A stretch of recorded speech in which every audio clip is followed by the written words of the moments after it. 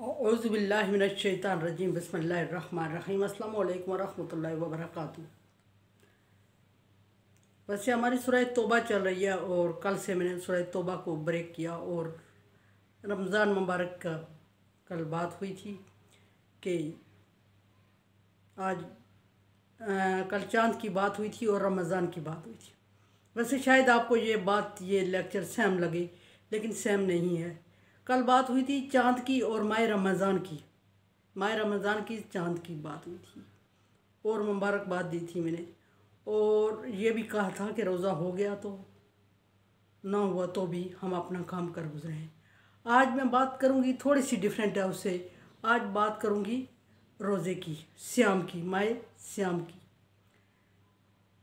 माह श्याम और माह रमज़ान लाजम मलजूम है, और रमज़ान को अरबी में श्याम भी कहा गया है और रोज़े को अरबी में सौम कहा गया है, लेकिन थोड़ा सा फ़र्क है।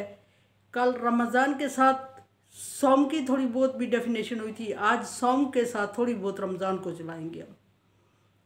सौम अरबी में रोज़े को कहते हैं और इसकी जमा श्याम है, और इस निस्बत से कि ये रोज़े का महीना है, इस निस्बत से इस महीने को माह श्याम कहा जाता है, माह श्याम। और कुरान पाक में इसकी डेफिनेशन बयान करते हुए अल्लाह तबारक व तआला ने फरमाया कि या अय्युहल्लज़ीना आमनू कुतिबा अलैकुमुस सियाम कमा कुतिबा अलल लज़ीना मिन क़ब्लिकुम लअल्लकुम तत्तकून। ईमान वालों, तुम पर रोज़े फ़र्ज़ कर दिए गए हैं, और सिर्फ तुम पर फ़र्ज़ नहीं किए गए बल्कि तुमसे पहली उम्मतों को पर भी फ़र्ज़ कर दिए गए थे। और फिर रोज़ा फ़र्ज़ करने का मकसद बता दिया अल्लाह तबारक व तआला ने कि रोज़े क्यों फ़र्ज़ किए गए। लअल्लकुम तत्तकून, ताकि तुम परहेज़गार इख्तियार कर लो, परहेज़गार बन जाओ। रोज़ा रखने का मकसद इंसान को परहेज़गार बनाना है। रोज़ा परहेज़गारी सिखाता है। रूहानी तौर पे जो रोज़े का मकसद है वो परहेज़गारी है। अब परहेज़गारी किस तरह है, इसके समझने के लिए रोज़े की डेफिनेशन को समझना ज़रूरी है कि रोज़ा कहते किसको हैं। मेरे BSc MSc के स्टूडेंट, मास्टर स्टूडेंट से मैंने पूछा, बेटा रोज़े की तारीफ़ करे, तो बच्चों ने तारीफ़ करके बताया कि खाने पीने को छोड़ देने का नाम रोज़ा है। और जब फिर मैंने उस पर सवाल किया कि फिर फ़ाका और रोज़े में फ़र्क बयान करें, और ना लाजवाब होता था। रोज़ा बेसिकली खाने पीने और कुछ जायज़ ख्वाहिशात को तर्क कर देने का नाम रोज़ा है। मैं रोज़े की डेफिनेशन इस तरह करती हूँ कि मखसूस वक्त से मखसूस वक्त तक खाने पीने और कुछ जायज़ ख्वाहिशात को अल्लाह की रज़ा के लिए तर्क कर देने का नाम रोज़ा है। अब छोटे बच्चों की समझ में आने वाली ये बात नहीं होती, लेकिन अगर मकसद ये है हमारा कि उनको रट्टा लगा के याद करवा दें डेफिनेशन, और जब आप वो इसके समझने के काबिल होंगे तो उन्हें खुद ही समझ आ जाएगी, लेकिन याद होनी चाहिए। खाने पीने और कुछ जायज़ ख्वाहिशात को मखसूस वक्त से मखसूस वक्त तक अल्लाह की रज़ा के लिए तर्क कर देने का नाम रोज़ा है। और कुछ जायज़ ख्वाहिशात क्या हैं? मियाँ बीवी के जो ताल्लुकात हैं और रिलेशंस हैं, फ़िज़िकल होना, ये नाजायज़ करार दे दिया गया है। वैसे मर्द औरत का तो हर सूरत में नाजायज़ है। अक्सर तारीफ़ ये भी करते हैं कि इस तरह की मर्द और औरत के ताल्लुकात को तर्क कर देने का नाम रोज़ा है। नहीं, मर्द और औरत के ताल्लुकात पहले ही नाजायज़ है और उन्हें रोज़े से हट के भी कहीं जायज़ करार नहीं दिया गया। मियाँ बीवी के, जिनको कि एक रूल्स के मुताबिक हम जायज़ करार दे देते हैं, करवा देते हैं अल्लाह तबारक व तआला के हुक्म के मुताबिक, उन ताल्लुकात को सुबह सदक से लेके गुरूब आफ्ताब तक तर्क कर देना, ख्वाहिशात को तर्क कर देना, खाने पीने को तर्क कर देना रोज़ा कहलाता है। अब यहाँ बात फिर ये आती है कि वो कौन से, किस किस्म के, किस नौइयत के, किस लिमिट के ताल्लुकात हैं जिनको तर्क करने का हुक्म है। तो कोई छोटे से लेके बड़ा ताल्लुक भी तर्क कर, वो ताल्लुक जो आपको इमोशनल कर दे और जज्बाती कर दे, और वो ताल्लुक जो आपको फ़िज़िकल होने पे मजबूर कर दे, इस तरह की जज्बातियत, उस सारी चीज़ को तर्क कर देने का नाम रोज़ा है। मियाँ बीवी की बात कर रही हूँ मैं, मर्द औरत की बात नहीं कर रही हूँ। और फिर ये डेफिनेशन बच्चों को सिखानी चाहिए ताकि बच्चों को एंड तक ये चीज़ें याद रहे और बच्चे इसको इम्प्लीमेंट भी अपनी ज़िंदगी में कर सके। अच्छा, ये छोड़ देने का नाम रोज़ा है फिर ये बात आती है कि हमारे यहाँ रोज़े की क़ज़ा वाजिब हो जाती है, और ये देखने में आता है कि हम इतने अच्छे खासे खाते पीते हट्टे कट्टे होते हैं, कोई बीमारी नहीं होती, और हम रोज़ा तर्क कर देते हैं और कहते हैं हम उसका कफ़ारा दे देंगे। तो इस तरह एक रोज़े के बदले में 60 रोज़े रखने का कफ़ारा पूरा होता है, और वो भी उस रोज़े की जो फ़यूज़ और बरक़ात हैं उसको पूरा नहीं कर पाते, सिर्फ गुजारा हो जाता है, फ़र्ज़ अदा हो जाता है, क़ज़ा हो जाती है।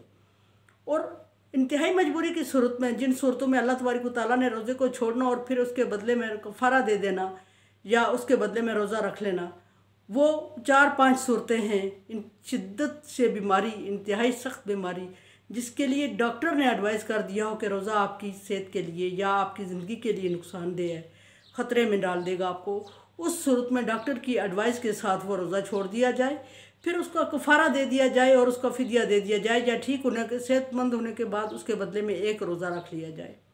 या औरतें अपने मखसूस अय्याम में उतनी मखसूस अय्याम के साथ मुताबिकत करते हुए उतने रोज़े छोड़ दें और उसके बाद उतने रोज़े रख लें, तो एक रोज़े के बदले में एक रोज़ा किफ़ायत कर जाएगा। अदरवाइज़ एक रोज़े के बदले में 2 महीने के रोज़े, या फिर 60 मिस्किनों का खाना, 60 मिस्किनों का पहनावा हम पे वाजिब हो जाता है। लेकिन अगर मजबूरी की सूरत में छोड़ते हैं तो फिर उस सूरत में एक रोज़े के बदले में एक रोज़ा, एक मिस्कीन को खाना या एक मिस्कीन को पहनावा देना ज़रूरी हो, और आम दर्जे का खाना, आम दर्जे का पहनावा, ये रोज़े की तारीफ़ है। जिस तरह, और एक बात ये कि सफ़र में अल्लाह तबारक व तआला ने रोज़ा छोड़ने का हुक्म दिया है कि तकलीफ़ से बचने के लिए, तो हम लोग रोज़ा रख लेते हैं, ये जबर होता है। ऐसा करना अल्लाह तबारक व तआला के हुक्म की नाफरमानी है। एक बात मैं आपके सामने अर्ज़ कर दूं कि रोज़ा, नमाज, हज, ज़कात, जो भी इबादत अल्लाह तबारक व तआला ने हुक्म दिया है, फ़र्ज़ किए हैं, वो अल्लाह तबारक व तआला के हुक्म के मुताबिक अहकामात के ताबे हो के करने का नाम इबादत है। अदरवाइज़ हम नमाज के लिए उठक बैठक कर लें इस तरह टाइम के बगैर या अजान के बगैर, तो वो नमाज नहीं कर, या नियत के बगैर कि हम अल्लाह के हुक्म के ताबेदारी कर रहे हैं, तो वो नमाज नहीं कहलाएगी। इसी तरह अगर फ़ाका कर लेते हैं और मखसूस टाइम तक कर लेते हैं अपनी मर्ज़ी से, उसमें नियत नहीं होती, अल्लाह का हुक्म यानी कि चाँद नहीं होता, तो फिर वो रोज़ा नहीं होता। अच्छा, एक है कि नफली रोज़ा रख लिया हमने, चाँद देखे बगैर अक्सर बुज़ुर्ग रोज़ा रख लेते हैं, तो चाँद देखे बगैर फ़र्ज़ रोज़े की अदायगी नहीं होती और फ़र्ज़ रोज़ा होता भी नहीं है। कोई अगर कर रहा है चाँद देखे बगैर रोज़ा रख रहा है, तो वो अपनी मर्ज़ी से कर रहा है और उसको रोज़ा फ़र्ज़ रोज़े में शुमार नहीं किया जाएगा। हाँ, जब उसको पता चले, अगर किसी को नहीं पता चला कि रात को चाँद देखा गया या चाँद का ऐलान हो गया और उसने रोज़ा रख लिया सारी कोट के, और दिन को जब उसे पता चले कि रोज़ा नहीं है, आज यकम रमज़ान या माह सियाम शुरू नहीं हुआ, तो फिर वो उस रोज़े में उस वक्त जब उसको पता चले नफल रोज़े की नियत कर ले, ज़्यादा अफजल हो जाएगा और नफल रोज़ा हो जाएगा, फ़राइज़ में शामिल नहीं होगा।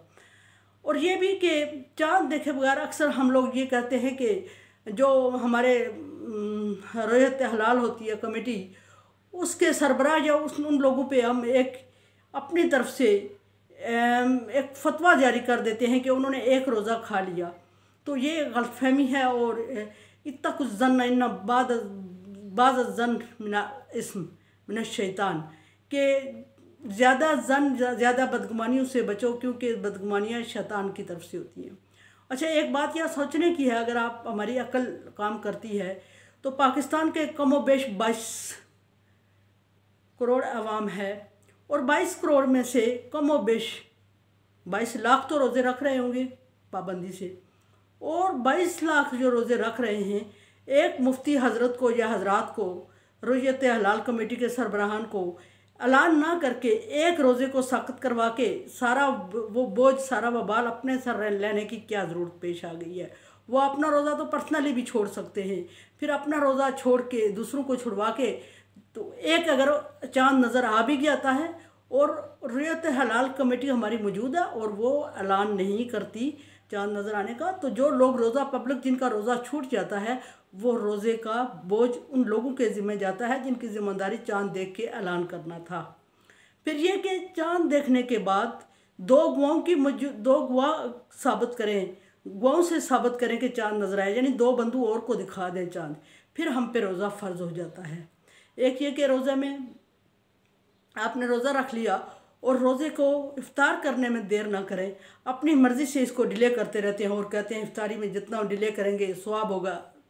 सब्र है तो सब्र अल्लाह के हुक्म तक लिमिट है। अल्लाह के हुक्म को जब वो क्रॉस कर देता है तो उसको हम सब्र नहीं फिर जबर कहा करते हैं। इसी तरह इफ्तारी अगर गुजर जाती है और किसी बंदे के पास इफ्तारी के लवाजमात मौजूद हैं और वो इफ्तारी नहीं करता तो वो उसका सब्र नहीं जबर हो जाता है, और सब्र पे अजर मिलता है, जबर पे ज़जर मिलता है, यानी कि डांट पड़ती है, अल्लाह की नाराज़गी का इजहार है, ज़जर हो जाता है। इसका खास ख्याल रखें। एक अगर आप सफ़र में हैं, आजकल तो बहुत सारी लवाजमात बहुत सारी सहूलतें मौजूद हैं, लेकिन फिर भी खुदा न खास्ता अगर किसी ऐसी जगह पे मौजूद हैं जहाँ के इफ्तारी का कोई एहतमाम नहीं है और इफ्तारी की अजान हो चुकी है, तो उस सूरत में आपको किसी पत्ते दरख्त के पत्ते या किसी चीज़ को मुंह में डाल के नियत कर लेनी चाहिए, ताकि ये एहसास हो जाए, ये एक आप एहसास दिलवा दें कि आपने अल्लाह के हुक्म के मुताबिक इस वक्त तक खाने पीने को तर्क किया हुआ है। जो ही अल्लाह का हुक्म हुआ आपके पास जो चीज़ अवेलेबल थी आपने उसको मुंह में डाल दिया है, ताकि अल्लाह के हुक्म को पूरा करने की तरफ इशारा हो। एक ये है कि बाज़ हज़रात ऐसा होता है कि बाज़ बच्चे या बाज़ बड़ी उम्र के लोग किसी वजह से ऐसे मर्ज़ में मुब्तला हो गए कि उनको भूलने की आदत है, और शुरू के जो रोज़े होते हैं उन्होंने रोज़ा रख लिया और दरमियान में कुछ खा पी लिया और फिर वो कहते हैं कि रोज़ा टूट गया हमारा। उस सूरत में भूल के खा पी लेने से रोज़ा टूटता नहीं है, बल्कि बाज़ हदीस के मुताबिक ये अल्लाह तबारक व तआला की तरफ से मेहमान नवाजी होती है, और ये उसके बाद जब आपको याद आ जाए आप जो चीज़ मुँह में है उसको थूक के और कुल्ली करके रोज़े की नीयत को कंटिन्यू कर लें, आपका रोज़ा हो जाएगा। एक ये बात चलती है कि जो औरतें बच्चा डिलीवर करती हैं 40 दिन तक उनके लिए रोज़े की छूट होती है, उनको छूट को अवेल करना चाहिए, छूट इख्तियार करनी चाहिए। एक छोटी बच्चियों के लिए रोज़े का हुक्म दिया जाता है, जब बच्चा या बच्ची बालग हो जाए तो उस पर रोज़ा फ़र्ज़ हो जाता है, और बालग होने की शर्त औरत के लिए बच्ची के लिए तो मखसूस अय्याम का हो जाना बालग होता है। बच्चे की उम्र के हिसाब से या उसकी बलूगत का अंदाज़ा उसकी एक्टिविटीज़ से जिस तरह भी लगाया जाए, 18 या 25 साल का बच्चा, आजकल 12 साल के बच्चे बालग हो जाते हैं, और बच्चों को रोज़े की आदत डालें।